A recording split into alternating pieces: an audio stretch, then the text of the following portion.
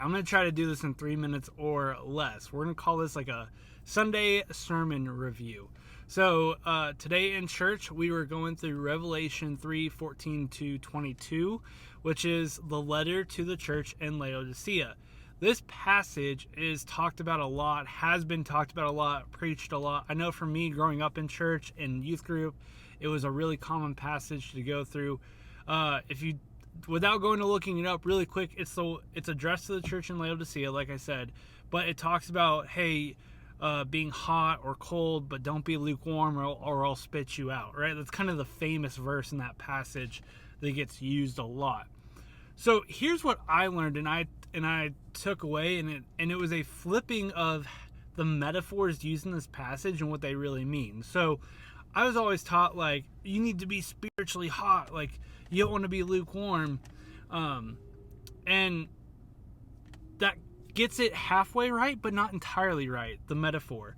So really quickly, historical context, the city of Laodicea did not have a water source.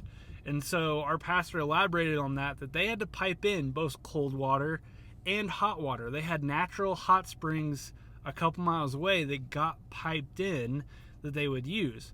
But what happens to warm water if it has to travel several miles in a pipe? It goes lukewarm or cold.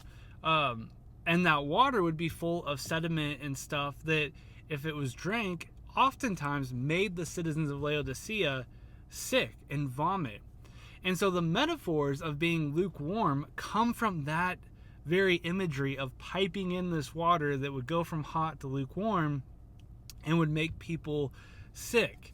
And actually, there's not a bad or positive connotation to hot water or cold water. If we really think about it, like, hot water has its own benefits, cleaning, bathing, etc. But cold water has benefits too. It can be refreshing for drinking. Cold plunges, right? Like all these things we see about right now with cold water. And so cold isn't bad either.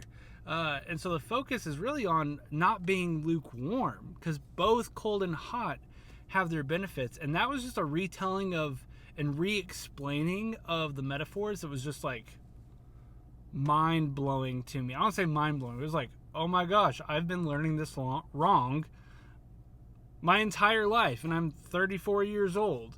And that's why I love my church, because there's a lot of stuff that I was taught in non-denominational Protestantism. Again, we're still like kind of non-denominational, but it was wrong, and now I have to unlearn it.